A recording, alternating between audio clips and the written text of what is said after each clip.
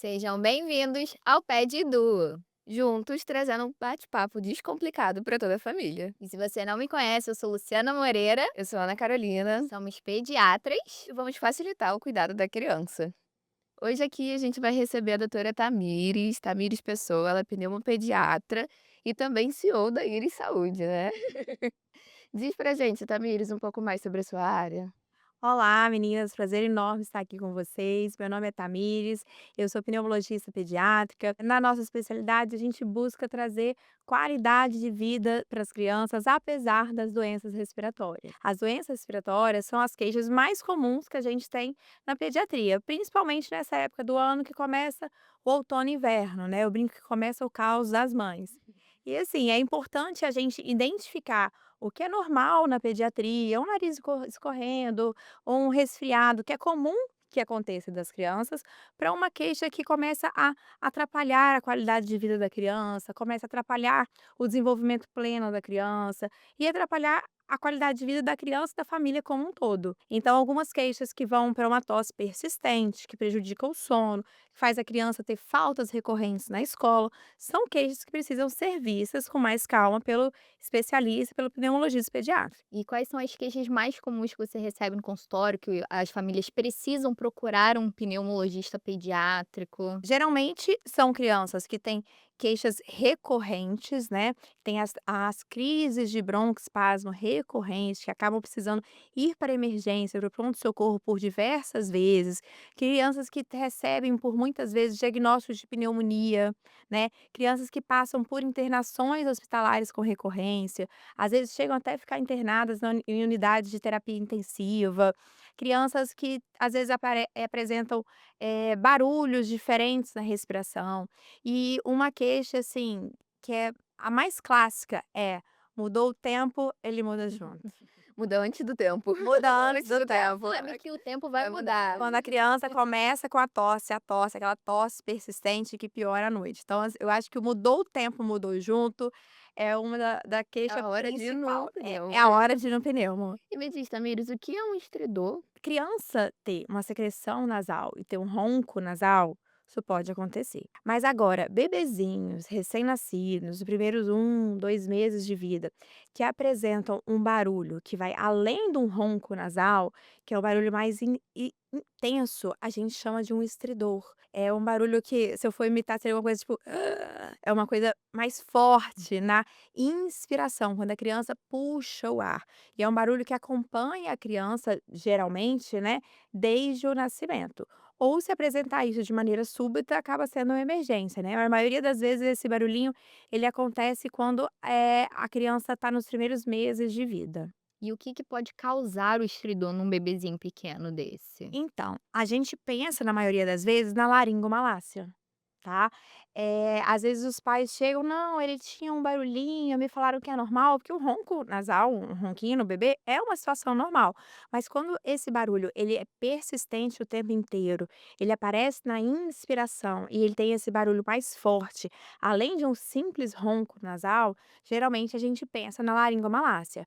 Mas existem também, né, outras malformações, além da laringomalácia, que também podem causar esse estridor. Corpo estranho numa criança maior. Então, se tem um barulho que vai além de um simples ronco nasal, um barulho que é mais intenso, não é uma coisa suave, que você lava as narinas e a criança melhora, pode sim ser um estridor e merece ser visto. E pensando na laringomalácia, como a gente faz o diagnóstico? O diagnóstico, ele é feito através da broncoscopia, que você é como se fosse uma câmerazinha, igual a gente tem a endoscopia, que é bem comum, que coloca na boquinha da criança e vai poder filmar o aparelho respiratório.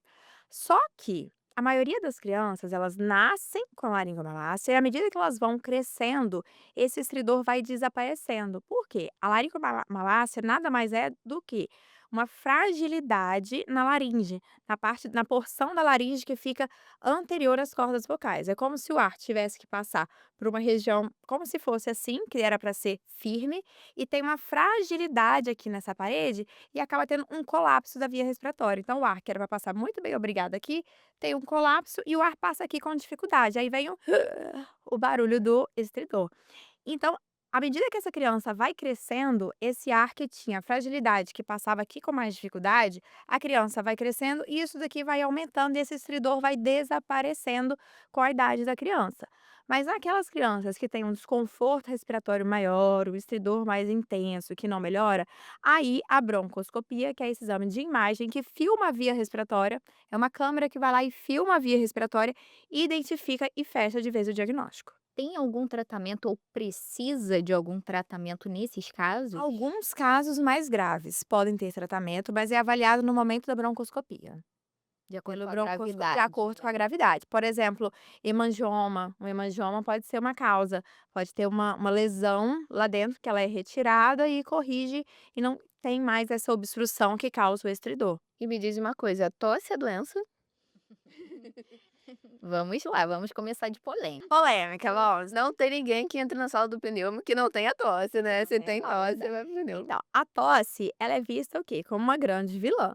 Mas não necessariamente a tosse é uma vilã, gente. A tosse é uma defesa do sistema respiratório. Tem alguma coisa, tem excesso de secreção, tem um micro-organismo, um vírus, uma bactéria. O organismo faz o quê? Provoca tosse. Né? Na tosse, na verdade, é um mecanismo de defesa para colocar algo que não está legal para fora.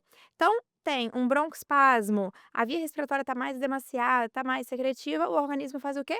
Tosse. Então, a tosse é um sintoma de algo que está ali por trás. E na maioria das vezes ela é nossa defesa, ela está tentando nos defender e colocar secreção, o que tiver ali de errado para fora. Vamos à pergunta de R$ 1 milhão. Qual o melhor tratamento para tosse? Eu tenho certeza que quem está assistindo a gente quer saber isso. Se não é uma tosse por broncoespasmo, se não é uma tosse por uma pneumonia, né? Se é uma tosse de um quadro viral simples, uma criança que está mais secretiva, eu falaria que o melhor xarope para tosse é beber muita água, muita hidratação, lavar as narinas com soro e, para as crianças com mais de 2 anos, uma colherinha de mel à noite. Difícil essa, né? Essa é. Os xaropes para tosse, gente, eu faço a brincadeira que o xarope para tosse, ele mais acalma o coração da mãe do que trata a tosse. Assim, é mais para ela sentir mais tô fazendo alguma coisa, Exato, né? porque a tosse, quando não é um broncoespasmo, quando não é uma pneumonia, né, quando não tem algo a mais, a tosse está tentando colocar a secreção para fora. E como que eu vou ajudar essa secreção a ir para fora? Fluidificando ela, então bebendo bastante água. A tosse às vezes pode ser o quê? O nariz produz secreção, às vezes sai aqui para fora, mas também goteja ali atrás da garganta no pós-nasal. Aí provoca o quê? Tosse. Então se você lava muito a narina com soro, o soro entra, desce a secreção, vai embora e vai aliviando essa tosse que estava ali por gotejamento, provocando a criança ter esse sintoma. E falando em xarope, prednisolona é xarope pra tosse? Vocês estão querendo me infartar aqui hoje, A né? tá só de polêmica Eu tô atrás de vendo que vocês polêmica. estão ali, ó. Gente, a prednisolona, né, vamos dar nomes. Geralmente as mães falam tal do Predzin, né, a prednisolona, tem outros nomes também, mas a prednisolona não é um xarope para tosse, tá. A prednisolona é um corticoide oral, é um corticoide sistêmico que tem uma série de efeitos colaterais. Ele pode ter efeito na mineralização óssea, provocar fragilidade óssea, aumentar o risco de fraturas, prejudicar o crescimento da criança, aumenta o risco de hipertensão, de diabetes, desregula o hormônio. Então, assim, causa uma série de efeitos colaterais. É considerado uso abusivo de prednisolona, de corticoide sistêmico, mais do que 3 vezes no ano.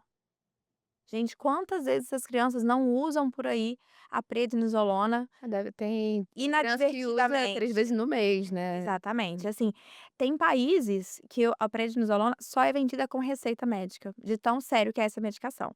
Então, o Predizin, o prednisolona, a gente tem que lembrar dele em que situações? Em crise de broncoespasmo, de asma moderada a grave, em crises alérgicas de pele, um angioedema, um quadro mais grave. Agora, nariz escorrendo? Não. Começou a tosse, prednisolona? Não. Ah, o catarro tá verde? Não, tem que ter cautela, cuidado, conversar com o pediatra e seguir prescrição médica e não usar inadvertidamente. Eu sempre oriento meus pacientes, eu falo: a prednisolona ela vai entrar quando o médico orientar, não é aquele xarope que você já vai ter ali No seu SOS, ele vai entrar Um dia que eu quando estava na farmácia, aí um pai estava na minha frente comprando, né, aí ofereceram pra ele uma promoção: "Ah, quer 2 por tanto?" Ele: "Quero." Eu: "Ai, "Quer não, moço, leva não, estoque em casa, não não sei ter estoque deles em precisa". casa." Não, você tá precisando de um estoque, tá precisando tratar melhor essa doença básica, Exatamente, né, precisa que entender o que está é. acontecendo. Exatamente. E a gente tá nesse período já de sazonalidade e muito se fala sobre a bronquiolite. E o que afinal é a bronquiolite? A bronquiolite é um quadro viral agudo que atinge os bronquíolos, né? E acaba provocando na criança respiração rápida, aumento de secreção, sibilo, ronco, desconforto respiratório. O principal causador da bronquiolite é o tal do VSR, que muito tem sido falado, né, ultimamente, mas ele é o principal causador, ele não é o único. Inúmeros vírus podem fazer a criança ter bronquiolite, né? A bronquiolite é um quadro viral agudo, que acontece nas crianças menores de 2 anos, e ela acontece, se resolve e acabou. Quando a criança fica com aquela história: "Ah, bronquiolite de novo", fica tendo bronquiolite de repetição, opa, isso não é bronquiolite mais. Isso pode ser já uma sibilância recorrente do lactente, um quadro mais crônico, mais arrastado, que precisa de um tratamento contínuo e não diferente de um quadro agudo como a bronquiolite. Qual é o principal causador da bronquiolite? O principal causador é o VSR, né, mas tem inúmeros outros. Eu diria que o principal causador é levar a criança muito nova para local com aglomeração de pessoas. É contato com gente doente, Contato com gente doente, exatamente. Bebezinho com menos de 6 meses não tem que estar no shopping, não tem que estar em local cheio, não tem que estar em local fechado, né, porque são crianças que, por natureza, elas não têm imunidade pronta, estão fazendo as primeiras medicações, a sua via respiratória ela é muito pequena, então qualquer aumento de secreção, qualquer acometimento que tiver ali, eles vão ser mais sintomáticos e podem evoluir com mais risco, né. E o que os pais em casa precisam observar nos casos de bronquiolite? A gente considera assim, é um quadro viral agudo e ele tem fases de evolução. Geralmente, entre o quinto e o sétimo dia, a criança pode piorar em relação à sua respiração. Então, uma criança que às vezes já recebeu um diagnóstico de bronquiolite, tá ali entre o quinto e o sétimo dia, e ele começa a aumentar a frequência respiratória, começa com a barriguinha respirar mais rápido, começa a respirar e aqui no pescocinho afunda, embaixo aqui das costelinhas afunda, entre as costelinhas a criança fica mais marcada, a criança mama, não tá querendo mamar, não tá conseguindo mamar, que tá mais irritada, mais chorosa, são sinais de alerta da bronquiolite para ser vista num pronto-socorro, não é uma criança mais para estar em casa com os pais, ela precisa ser vista. E qual é a melhor forma de tratar a bronquiolite? O tratamento da bronquiolite, a melhor forma é, de novo, a hidratação, né, hidratar bastante essa criança, lavar as narinas com soro, posição, deixar essa cabeceira da criança elevada e a fisioterapia respiratória ajuda muito. A bronquiolite, o mecanismo dela não é o broncoespasmo igual na asma. Algumas crianças podem até apresentar junto e até responder ao broncodilatador, salbutamol, aerolim, mas o tratamento de fato da bronquiolite é mais mecânico do que reverter um broncoespasmo, porque acontece uma descamação dentro do bronquíolo que obstrui. Então, o que vai ajudar vai ser hidratação, lavagem nasal, esse posicionamento correto, elevar a cabeceira, fisioterapia respiratória. Aqueles que evoluem com mais gravidade acabam precisando de um suporte hospitalar, que seria com oxigênio, intensificar a fisioterapia respiratória e estar bem assistido caso descompense. A fisioterapia ajuda muito, né? Ajuda Muito, muito. bastante. E Várias crianças deixam de ter NAF e conseguem ficar em casa com o auxílio da fisioterapeuta. A fisioterapeuta às vezes entra em contato com a gente, vai monitorando como que a criança está em casa. E assim, eu tô com várias crianças que evitaram a emergência, evitaram a internação com a ajuda da fisioterapia. e às vezes nos bebês menores acaba ficando um quadro mais arrastado mesmo, né? Então a gente precisa de uma atenção maior. Sim, principalmente quando é acometido pelo tal do VSR. Que o tal do VSR, ele pode deixar uma sequela de sibilância pós-viral. Então são bebezinhos que às vezes ficam com um quadro mais arrastado, e eu brinco que podem até chegar a virar os meus pacientes de fato, que acabam ficando sibilantes recorrentes e tendo um quadro que vai além da bronquiolite. Isso. E nesse perfil de tratamento. Os pais sempre perguntam: "Nebulizar ajuda, não ajuda, tá indicado ou não está?". A nebulização, né, a nebulização do nebulizador que coloca o soro, tal, o soro, ele é um veículo para você colocar um medicamento e fazer a nebulização na criança, tá. Nebulização com soro puro não é indicado.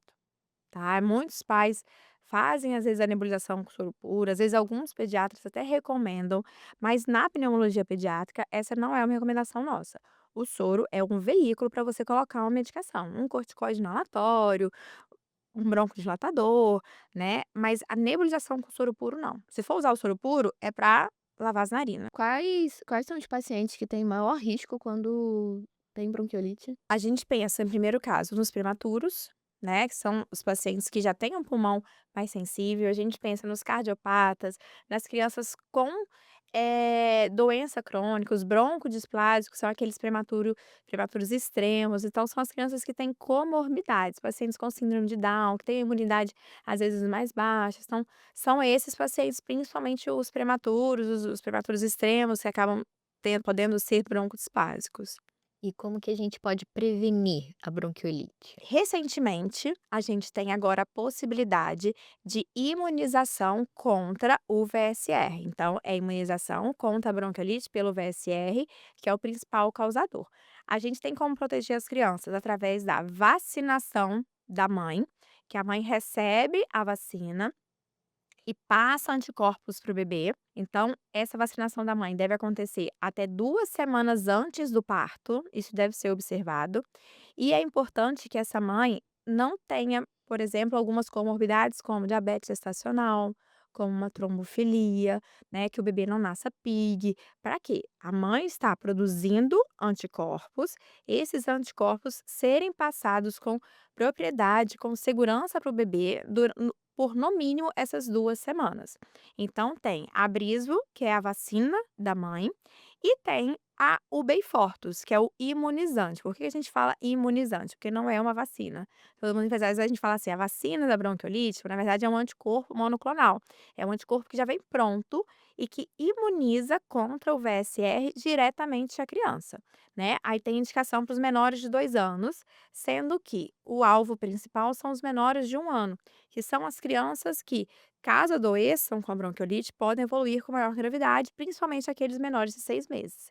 E sempre, né, evitar aglomeração, local de bebê não é no bebê novinho, bebê recém-nascido, menor de 6 meses, não é no shopping, não é na festa com local fechado, com muita gente, né. A rede de cuidadores está vacinada para influenza, covid, né, coqueluche, todas as formas de a DTP, né, todas as formas de quadros virais, bacterianos que a gente puder ali blindar essa criança para ela ficar mais protegida. E a mãe que fez a vacinação durante a gestação, o bebê quando nasce, ele precisa receber a outra vacina? Precisa ou pode? Exato. Aí que tá a diferença, né? Total Exatamente. diferença. Eu diria que pode. A mãe que: não quero ficar na dúvida, quero 100%, quero fazer as 2. Pode fazer. Agora precisa, eu falaria desses casos que a gente chegou a pontuar agora, por exemplo, às vezes a mãe fez a vacina, mas teve um parto prematuro e ganhou o neném com 1 semana após ter feito. É válido fazer por ser um prematuro e por não ter dado tempo de passar o anticorpo para o bebê. Uma mãe de diabetes gestacional. A mãe de diabetes gestacional não tem uma placenta tão competente ali, ela pode estar com alguma fragilidade que ela pode, na circulação materno-fetal, não passar muito bem esses anticorpos para o bebê. Mãe que tem SAF, tem trombofilia, criança que nasce PIG, pequena para a idade gestacional. Então, assim, são fatos que ligam uma luzinha para a gente de: será que esses anticorpos foram de fato passados para a criança? Então, poder pode e merece ser visto com calma esses casos. Então, assim, no consultório, essa conversa, não só com o pneumologista, mas com o pediatra também, é uma conversa que vale a pena ser feita, não é só assim: "Fez a briso? Ah, então tá bom". "Fez a briso, mas quando? Como? Como foi seu Os pré-natal?". dados ali do nascimento, se for um Exatamente, bebê pequenininho, se exatamente. dá o risco-benefício, porque a gente Exatamente. entende que tem um valor associado, né, É, que não é é. E orientar a família, né, porque eu entendo como uma decisão compartilhada.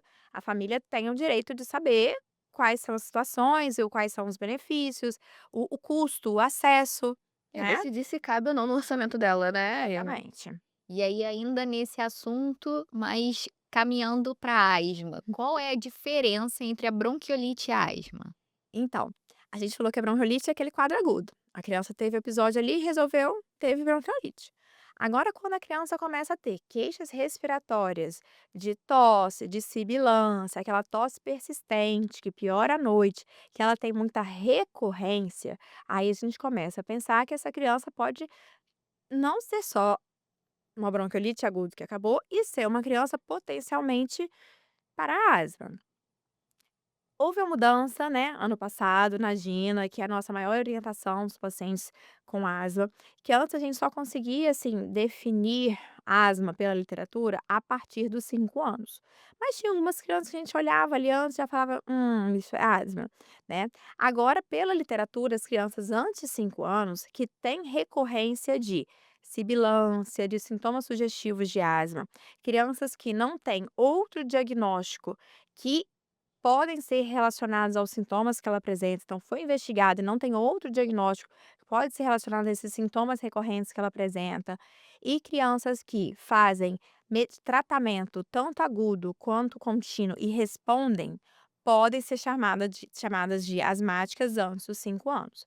Mas aí entra uma questão da nossa prática clínica, assim. As crianças com menos de 2 anos, geralmente a gente chama de sibilantes recorrentes, porque na maioria das vezes eles têm quadros respiratórios recorrentes de broncoespasmo que merece ser investigado e tratado com a medicação de controle, mas são quadros com gatilho viral. É aquela criança que pega virose toda hora e sibila, e eu brinco que alguns deles crescem melhor e ficam livres de mim. Ganha É, alta. ganham alta e ficam livres de mim. Então essa criança que teve muito contato viral e que fica apresentando sibilância recorrente, não necessariamente ele vai ser um asmático, né, às vezes foi um sibilância recorrente, um quadro transitório que ela cresce e melhora e fica livre de mim. Já aqueles que continuam com essa sibilância recorrente, principalmente aqueles que continuam com esse quadro depois dos 2 anos, aí sim a gente chama de asma. E tem algum exame pra gente confirmar o diagnóstico da asma? O diagnóstico da asma é clínico. Só é a história da criança, é a manifestação clínica, é afastar outros diagnósticos diferenciais. Os exames, eles complementam o nosso diagnóstico. Um exame muito interessante que pode sim falar, ah, olha, confirma asma, seria a espirometria. Mas tem criança que tem espirometria normal, que a espirometria é a prova de função pulmonar, que avalia a função pulmonar da criança, é, que a espirometria é normal, mas a criança tem toda uma clínica de asma. Então, o exame complementa, mas não é o exame necessariamente que bate o diagnóstico da asma. Eu brinco com os pais que assim, ah, não tem um exame que eu vou pedir que vai vir lá, positivo e negativo de asma. Que eles querem, às vezes, né, essa comprovação. Me fala que é asma mesmo, deixa eu ver. Melhor diagnóstico, o nosso diagnóstico ainda é manifestação clínica e afastar diagnósticos diferenciais, afastar outras possibilidades dessa criança ter outras doenças que estejam causando esses sintomas. É porque eu acho que na nossa cabeça, na cabeça de todo mundo, assim, tem ainda aquele estigma do asmático, uma pessoa muito doente, que Exatamente. não tem uma vida normal. Exatamente. Então, quando a gente tá sentada na mesa do consultório e fala: "Ah, isso aqui é uma asma", a família perde o Tem um chão, né. tem um dado que é muito interessante, eu costumo sempre explicar para os pais. Primeiro, a asma é uma doença crônica inflamatória da via respiratória, mas é uma doença heterogênea, que é isso? Em cada paciente ela manifesta de uma forma. Tem paciente que tem muitos sintomas, que tem tosse, tem aperto no peito, tem falta de ar, tem cansaço, que brinca, que corre, que sente falta de ar, que tem uma limitação importante. Mas tem criança que tem como um único sintoma a tosse. E hoje em dia a gente tem tratamento. Então os nossos pacientes asmáticos não chegam no ponto de ser aquele paciente que tem que estar com bombinha o tempo inteiro, que não consegue brincar, que não consegue fazer nada, são pacientes que têm qualidade de vida. E um dado interessante, que o tratamento de fato para asma, que é o corticoide inalatório, são as medicações inalatórias à base de corticoide inalatório, ele começou em 1970. Isso não é muito tempo. Antigamente, a asma era tratada só como? Salbutamol, que é o famoso Zerolim. Então, os pacientes evoluíam com gravidade. Os pacientes eram aqueles pacientes limitados, que ia subir uma escada, não conseguia, botava a mão no joelho, parava e tinha aquela sensação de o tempo inteiro estar com Bombinha. Então, às vezes, os avós das crianças têm aquela lembrança de que: "Nossa, a asma é aquela doença muito ruim". Não, porque antes as pessoas evoluíam com gravidade. Hoje em dia tem tratamento, tem alternativa e as crianças podem ter uma vida normal. E quais são os principais tratamentos? A base do tratamento é o corticoide inalatório. É ele como uma base, é o corticoide inalatório de uso contínuo, para ele manter o paciente controlado, manter a inflamação pulmonar controlada. Ao que, assim, popularmente falando, os nomes que as mães conhecem, que seria o Clenil, seria o Flixotide, que é só o corticoide inalatório contínuo. Aí algumas crianças têm alguns sintomas que vão além e precisam de adicionar outros tratamentos. Aí entra a associação de um broncodilatador de longa ação, aí vem o Seretide, o Symbicort, o Alenia, esses todos que as crianças conhecem, que é que os pais conhecem. Mas de maneira geral, a base é sempre um corticoide inalatório. E a gente até falou antes do corticoide, vale ressaltar, né, o corticoide inalatório ele não vai ser como o corticoide oral. Então ele não vai ter o mesmo tipo de absorção sistêmica, ele não vai ainda mais um Colaterais. exato, um corticoide inalatório feito de forma correta, na dose correta, não Exatamente. vai trazer os mesmos Tratamento efeitos. seguro, é isso que Exatamente. E gente aí vai evitar o uso do outro corticoide que faz exatamente. mal, É. então isso é muito Eu sempre importante. explico aos pais assim: o tratamento da pneumologia, o tratamento de controle é como deixar a criança bem com a menor quantidade de medicação possível. Então, essa criança, ela não vai em mim, e vai sumir. Ela vai na consulta e a cada 2, 3 meses ela tem que retornar, porque a gente tem fases diferentes no tratamento. No verão, algumas crianças ficam melhores, no outono e inverno, às vezes elas têm piora. Tem crianças que na primavera tem piora. Às vezes o contrário, a doença é heterogênea, como a gente falou, né. Eu tenho uma mãe que ela tem pavor do verão, Em geral é porque tudo no bem. verão a criança dela piora. E é heterogêneo, cada um vai ter uma característica. Então a cada 2, 3 meses a criança tem que ter um segmento para ela ficar bem com a menor quantidade de medicação possível. Então o corticoide inalado, ele é seguro, ele é a base do tratamento e desde que esteja fazendo esse acompanhamento, a criança vai ficando bem com baixas doses. E a criança o corticoide é para deixar a criança controlada. A criança que não está controlada, que não faz o corticoide inalatório contínuo, essa sim tem risco de efeitos colaterais pelo corticoide, porque ela não fica controlada, não fica bem, acaba evoluindo para crises moderadas a graves e precisa do quê? Do corticoide oral. Aí ele é o vilão. E a bombinha vicia? Esse é o maior medo dos É, pais. a maior dúvida de todo mundo. A bombinha não vicia, como a gente falou, é uma doença crônica. Igual quem tem o exemplo mais comum, igual quem a gente já conhece, a gente já vê na rotina, tem pressão alta e diabetes, não faz medicação de uso contínuo? O paciente asmático também, para se manter bem, se manter controlado, faz a medicação de uso contínuo. Então, a bombinha não vicia, a doença já está ali. A gente só está controlando ela. O problema não é o medicamento, o problema é a doença que está ali e a gente tem que tratar e controlar. E a criança que foi diagnosticada com asma vai precisar usar bombinha para o resto da vida? Isso é uma grande polêmica, né. A asma é uma doença pulmonar inflamatória crônica, ou seja, se a gente for pensar pela definição, não tem cura. Mas algumas crianças crescem e atingem uma remissão clínica da doença. Elas crescem e não ficam mais apresentando as exacerbações, apresentando as crises, né. Então, assim, pode acontecer sim da criança crescer, ter uma remissão clínica e não precisar mais da medicação, tá. Então isso pode acontecer. Mas uma vez asmático, sempre asmático. Tem que ser aquele adulto que tem que ter em mente que ele teve asma, foi sintomático da asma na infância, que ele cresceu, ele teve uma remissão clínica e está sempre com isso em mente e às vezes tem um pneumologista para chamar de seu. Fazer uma espirometria anualmente, às vezes pegou um resfriado, tá atento que ele pode evoluir com uma gravidade, com sintomas diferentes de outra pessoa, né, tá sempre fazendo a sua vacina da influenza. Então, pode sim ficar livre de mim, Mas tem que receio, não tão 100% livre, né, mas mas tem que mantém o ter acompanhamento. consciência que a asma é uma doença crônica e manter esse acompanhamento. E as bombinhas, né, que é a forma popular da gente falar, elas têm alguma forma correta de ser usada? Olha, eu ia trazer meu espaçador e máscara, ficou no carro. Mas sim, a medicação inalatória é uma forma maravilhosa da gente usar a medicação, é uma forma muito através do espaçador e máscara, né, da bombinha, é muito mais fácil do que o antigo nebulizador e tem uma série de detalhes que a gente precisa ficar atento. Por exemplo, a máscara, ela tem que ficar certinha no rosto da criança. A posição, a criança tem que estar sentada ou em pezinha.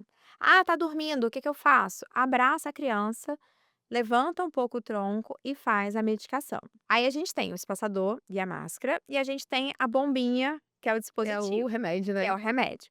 Lembrar de, sempre que for fazer cada jato ou puff, às vezes a mãe chama de jato, às vezes chama de puff, ou o pediatra, o pneu assistente, né? Jato ou puff é a mesma coisa. Antes de cada jato, sempre agitar o medicamento. Então, agitou o medicamento, criança bem posicionada, máscara certinha no rosto, dispara a medicação, conta 10 segundos a criança respirando ali dentro, tirou do rosto, não fica aquilo ali sufocando a criança o tempo inteiro, tira do rosto, agita novamente se tiver outro jato ou puff e repete o movimento.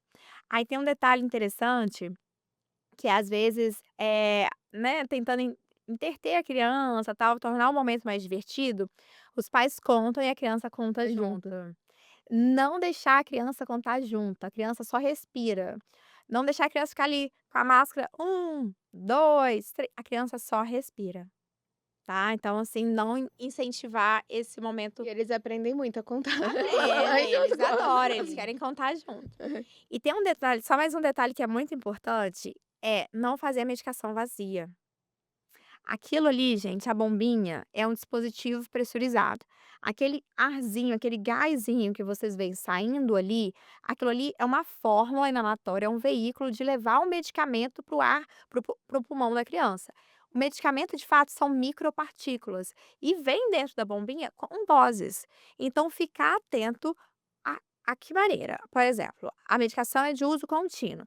Você comprou sua bombinha, vem falando lá que tem 120 doses. Se você vai fazer 2 de manhã e 2 à noite, você vai fazer essa conta e vai colocar início e fim da medicação, tá? Considerando a quantidade total e a quantidade que vai usar por dia. O salbutamol, que é aquele que a gente usa nas crises, isso é muito importante.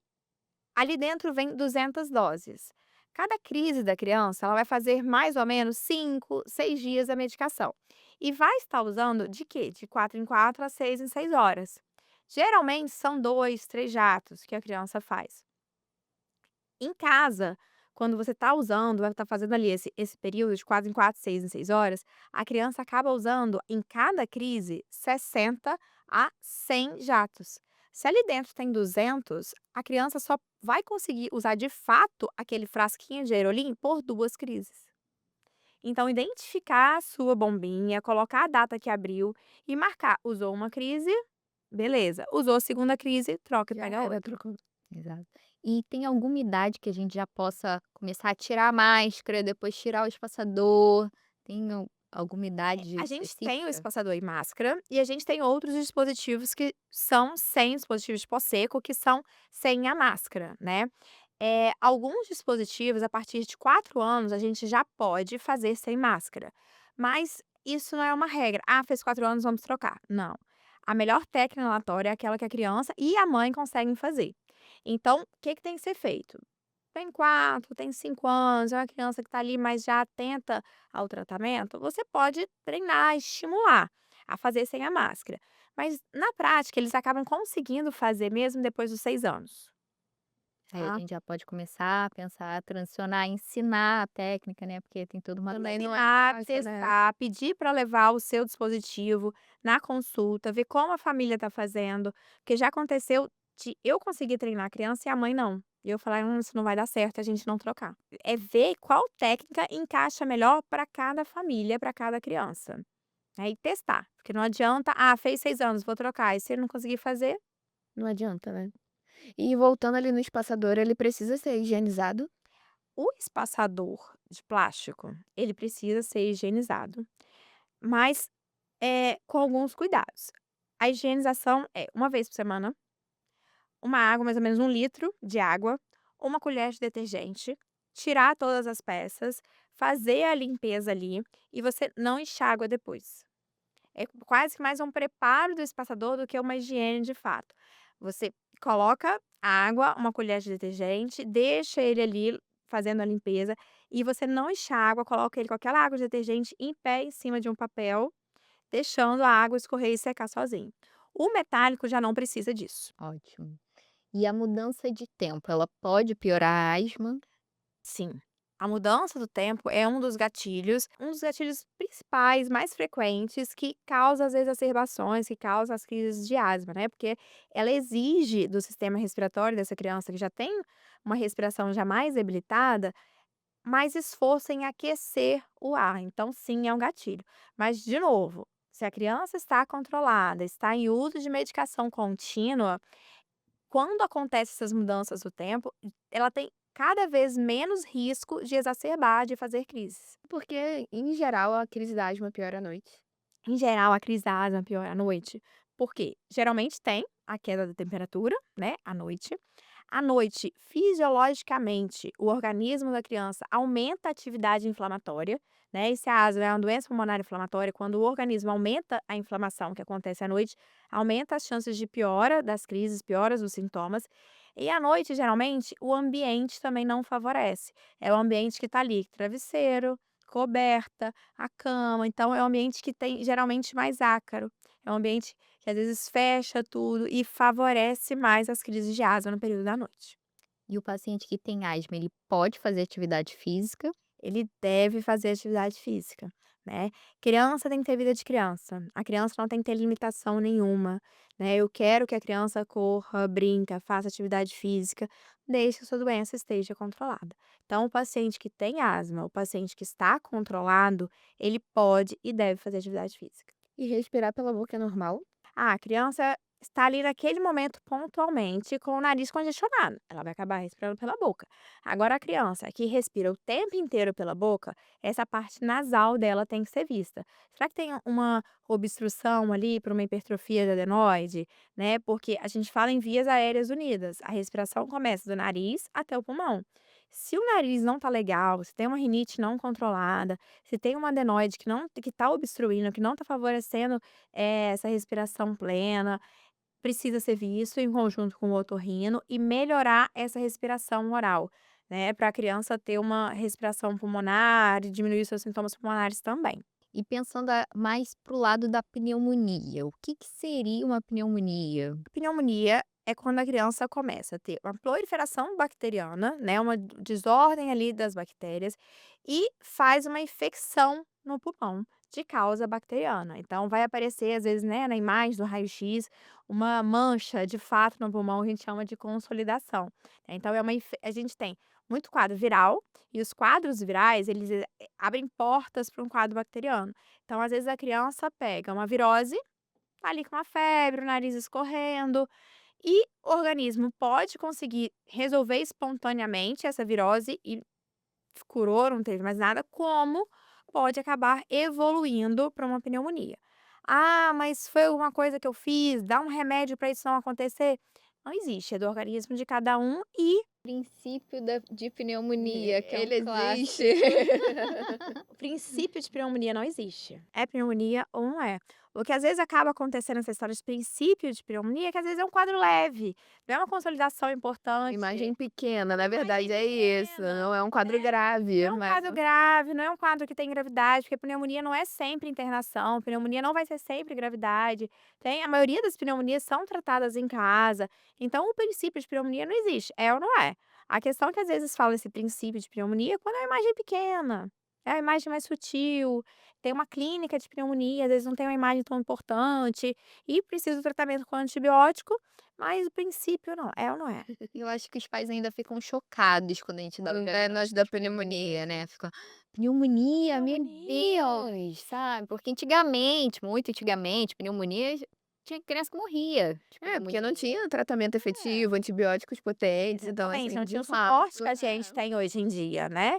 Mas assim, é um quadro que merece atenção sim, né. Se começou a fazer antibiótico, vá até o final, por favor, conclua o Complemento antibiótico, antibiótico. tomar no horário, observar a criança, uma criança que precisa estar sendo vista, para o organismo estar ali, né, capacitado a resolver esse quadro, mas nem sempre vai ser um quadro de gravidade. E a pneumonia, ela vai ser o resfriado não tratado, é o vento no pé, é o sereno da noite. Não é o sereno da noite, não é o pé descalço, não é o picolé, não é nada disso.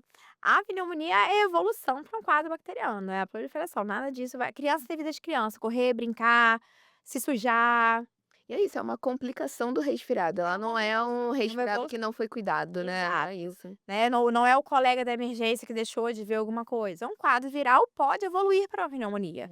E às vezes a gente não tem o que fazer, nem dizer quem vai evoluir ou quem não vai evoluir. Tem alguma coisa que a gente precisa ficar atento nos casos de pneumonia, o que que pode ser um sinal de alarme? A gente pensa em sinais de alerta os seguintes: a criança está com pneumonia e está tomando antibiótico. A criança toma antibiótico e vomita o antibiótico, né? Ela acabou de tomar e vomita, ela não está tendo tratamento, né? A criança está fazendo um tratamento e ela está aquela criança prostrada o tempo todo, já fez 48 horas, 72 horas de antibiótico, e a criança continua prostrada. A criança está tendo desconforto respiratório, né? Ela está já fazendo um tratamento e está respirando rápido, respirando cansada, tendo algum arroxeamento nos lábios, tá tendo retração de fúrcula, né, o pescocinho tá afundando, aqui embaixo da costela tá afundando, criança não tá evoluindo bem, opa, é um sinal de alerta. Ou a febre que dura está tomando antibiótico para pneumonia, nos primeiros 2, 3 dias, né, ou seja, as primeiras 48, 72 horas do antibiótico, a criança pode apresentar febre, ok. Passou disso, aí é um sinal de alerta para ser revista na emergência. E você falou da vacina, quais seriam as vacinas para ajudar nessa prevenção de evoluir para uma pneumonia? As vacinas de proteção da pneumonia, eu brinco que é uma coisa que me chateia um pouco pela questão do acesso, né. No SUS, Sistema Único de Saúde, a gente tem a Pneumo 10. No particular, a gente já tem a Pneumo 13, a Pneumo 15 e a Pneumo 20. O que que acontece aí? Vamos dizer, o máximo, ter a Pneumo 20 não é só questão de ter o dobro de proteção. É questão sim de ter o dobro de proteção, que vai aumentar, ótimo, maravilha. Mas a partir da pneumo 13, a gente já tem 3 sorotipos, já tem proteção para 3 sorotipos que causam pneumonia invasiva, que causam as pneumonias com maior gravidade. Então, assim, a gente tinha que ter no SUS pelo menos a pneumo 13. Pelo menos. Pelo menos a pneumo 13, isso é uma coisa que me entristece, assim, que aqueles casos de pneumonia grave, pneumonia invasiva, poderiam ser prevenidos se a gente já tivesse pneumo 13 para todas as crianças. Mas as alternativas que a gente tem são a pneumo 10 no SUS. "Ah, então não vou fazer". Não, faça gente, por favor. Melhor 10 Melhor 10 do do que que nada, nenhuma, né. né, pneumo 10 do SUS e tendo oportunidade, fazer a pneumo 20 para a criança ficar mais protegida. Ainda falando de vacina, vacina da gripe, tem mesmo que fazer todo ano? Tem que fazer todo ano, já quero todo mundo hoje, ó, comecei dia 28 de março, eu quero todo mundo vacinado contra a influenza. Estão tendo muitos casos de influenza e tem que fazer todo ano. A vacina da gripe é anual. A criança, a partir de 6 meses, já pode se vacinar na gripe. Quando ela faz 6 meses, é a primeira vacinação que ela faz, a gente chama de primo-vacinação. Ela faz uma dose, 30 dias depois ela faz outra.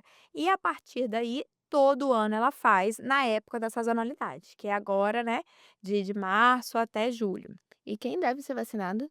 Todas as crianças com mais de 6 meses, principalmente as crianças que têm asma, doença crônica, cardiopatia, síndrome de Down, principalmente as crianças com comorbidades, mas todas as crianças devem ser vacinadas. E vale lembrar que não só as crianças, como os adultos, igual você falou lá É. atrás, sabe, que se você convive com uma criança, talvez seu bebê tenha menos de 6 meses, se você tá Exato, vacinado, você também protege seu bebê que ainda exato. não pode receber a Se é a vacinação. mãe, é o pai, é a avó, é a rede de apoio, vacinar, gente, para evitar de levar influenza para a criança. A influenza, ela causa síndrome respiratória aguda grave. Ela é um quadro viral que pode evoluir com muita gravidade. Então, a gente tem proteção, a gente tem o acesso, né, eu falei tanto aqui do acesso, que é uma tristeza que a gente não tem, né, a pneumocócica com uma ampliação melhor no SUS, mas a gente tem o influenza, e tem todo ano, a campanha está aí, os postos estão abastecidos, então vacinar a criança, a família, todo mundo que tiver E a vacina no oportunidade. posto da influenza é muito boa, né, muito Exato, boa. exato. Isso é um outro ponto que causa confusão para os pais, né. Os pais querem sempre fazer o quê? O melhor para os seus filhos. Então faz um pouco de confusão, por quê? A vacina da rede privada, ela tem 4 proteção para 4 tipos de influenza, contra 4 tipos de influenza. A do SUS tem o quê? Para 3.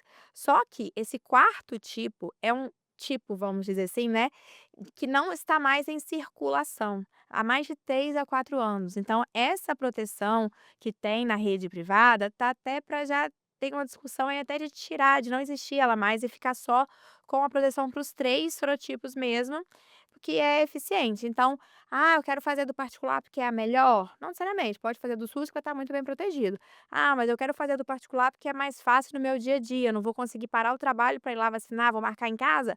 Ótimo, se é uma alternativa que vai conseguir vacinar a criança, beleza, mas de pensar que a uma tem mais do que a outra, não Às por vezes isso. nem vale a pena, você fica um mês pra marcar, pra eles irem lá fazer a vacina e a criança exposta na É, escola, exatamente. Eu não levando quero essa criança exposta. Quando os pais viram pra mim: "Ai, quando que eu faço a vacina da gripe?" Eu falo: "Ontem, é. O ontem". importante é fazer, É fazer, né, isso é o estar mais protegido. importante. Exatamente. E lembrar que a gente já está nesse período que tá circulando muito influenza. Muita Então a coisa. vacinação tem que ser o mais rápido possível, Exatamente. né, para 28 todo de mundo. março já começou a campanha de vacinação contra a influenza, então todas as crianças serem vacinadas, não tem desculpa para não estar vacinada. Já está Aí na a rede privada, no SUS, em todos os locais. Quando a gente faz a vacina, ela não é diferente da vacina da bronquiolite, ela não É. traz pronta, então ainda tem o tempo do organismo Ainda tem os produzir 15 dias que o organismo vai vai produzir produzir. os anticorpos, Aí então vem ainda o tem outro isso. mito: Ai, mas eu fiz a vacina da gripe, meu filho ficou doente". A vacina não causa gripe, é o vírus morto, vamos dizer assim, ele está inativado.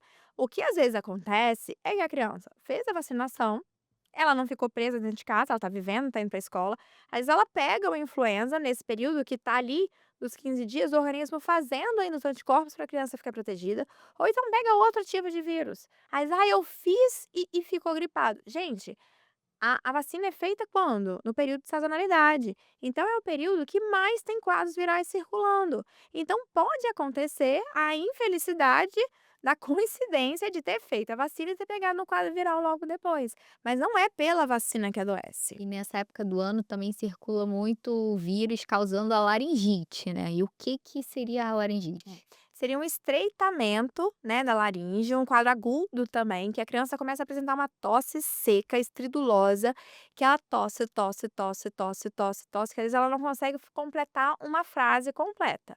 Esse é um quadro que alguns mais leves conseguem resolver em casa com alguma medicação inalatória, com algumas medicações, como a prednisona, e às vezes ela acaba entrando, É. Em alguns né. momentos ela é necessária, Eu né, brinco que não. é amigo e inimigo, né, é inimigo quando não tem indicação, mas tem indicação, ela é nossa amiga, ela ajuda.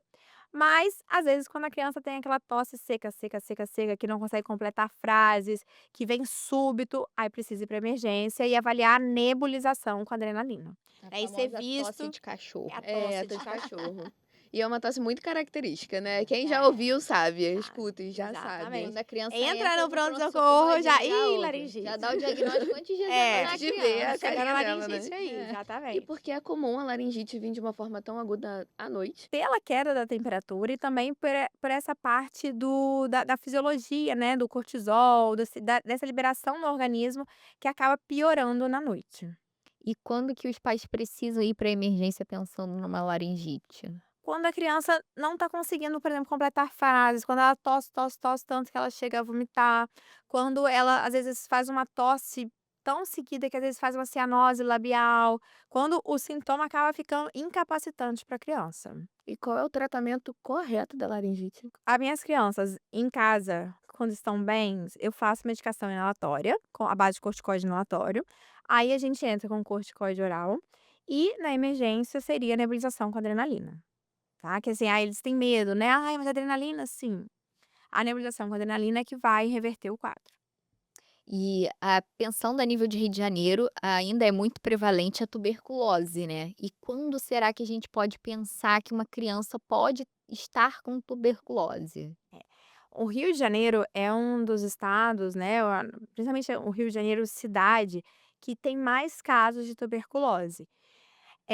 A gente vai pensar em tuberculose na criança quando ela tem contato com um adulto bacilífero, ou seja, um adulto que está doente, liberando o bacilo da tuberculose. Quando a criança começa a apresentar perda de peso, quando a criança tem tosse, às vezes aquela criança que faz uma pneumonia, que já internou, que já fez antibiótico, fez vários antibióticos, e a imagem persiste.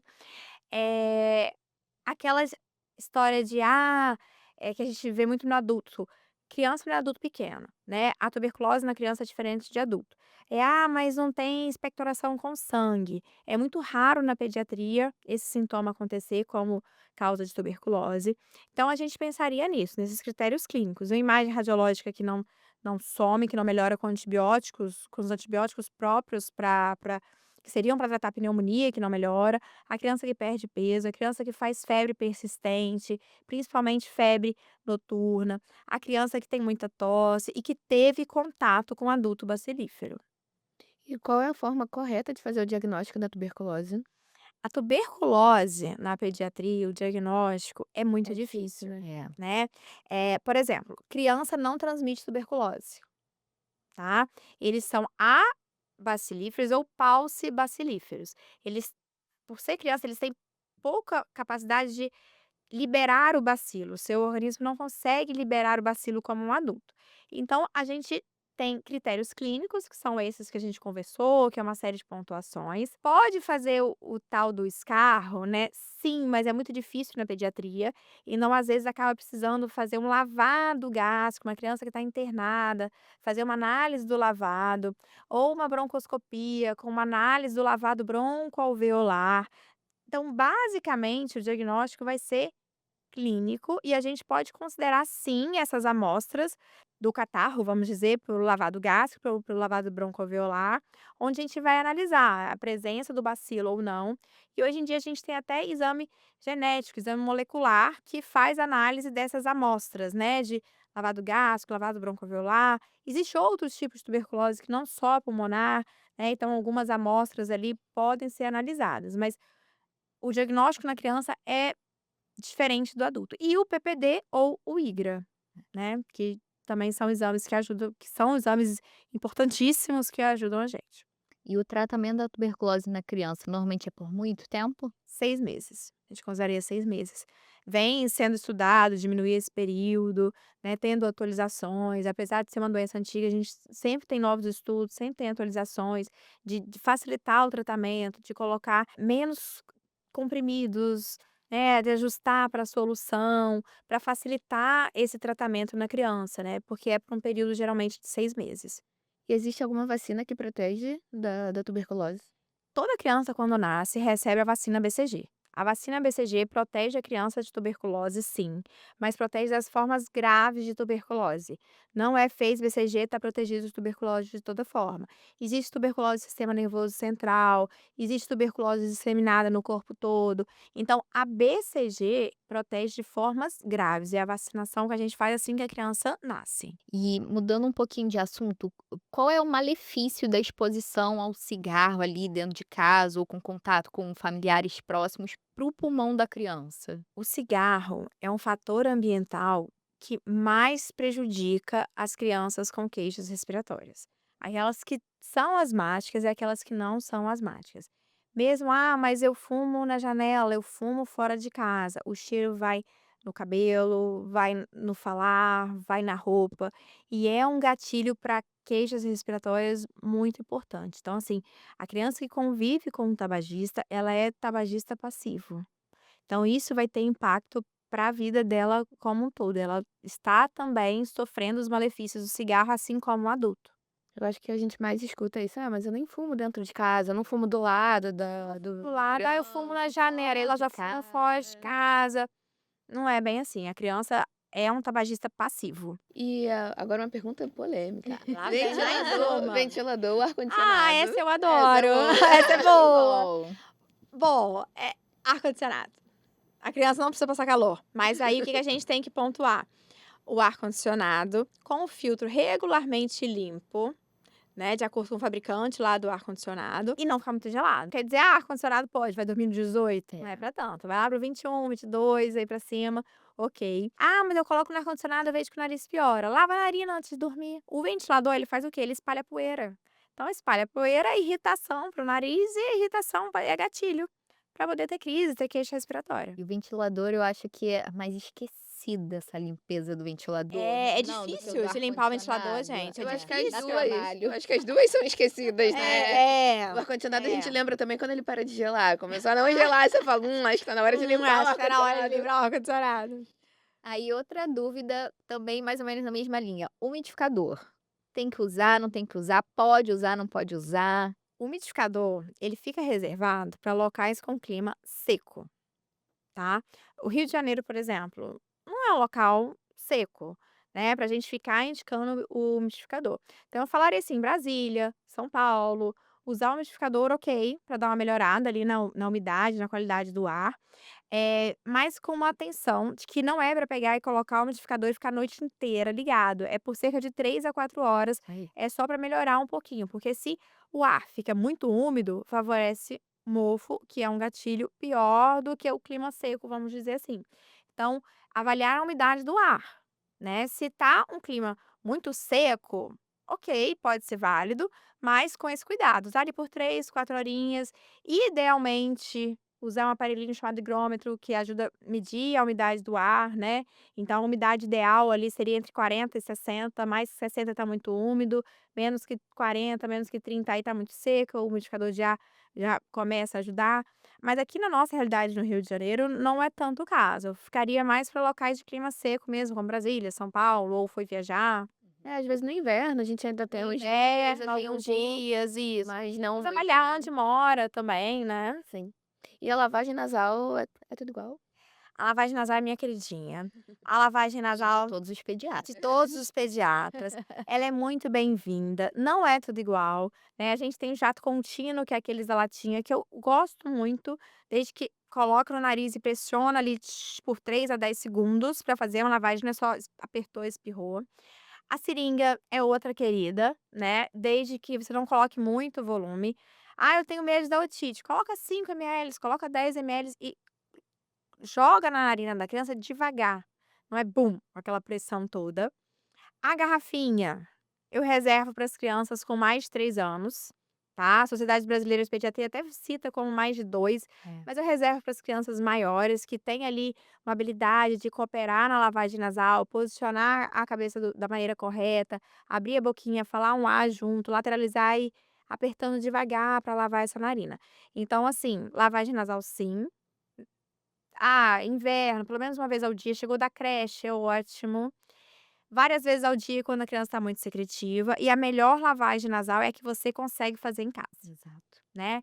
Desde que você faça, que você consiga a criança vai brigar, ela vai brigar sempre, É, vai tá. brigar, ela não entende a Ela vai importância, brigar, ela vai não tá brigar, entendendo né. o que tá acontecendo. Então fazer a lavagem nasal e da forma que você fica mais seguro, que a criança aceita melhor, mas para conseguir fazer várias vezes ao dia. Foi ótimo, gente. Eu queria agradecer a sua presença aqui hoje, Imagina. Tami. E eu queria que você deixasse alguma mensagem para quem tá em casa, quem tá assistindo a gente, uma mensagem final. O que que você deixa aí pra galera? A mensagem que eu quero deixar, que eu gosto de deixar, né, para todos os pais, é que criança tem que ter vida de criança.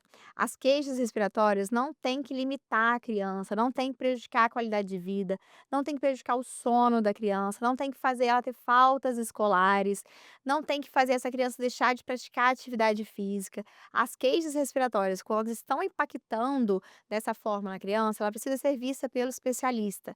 Criança precisa crescer, desenvolver e atingir o máximo da sua habilidade física e cognitiva. Então, criança tem que ter vida de criança, brincar, correr, se sujar. E se está tendo alguma limitação disso, precisa ser visto, tratado, controlado para criança e família ficar todo mundo feliz.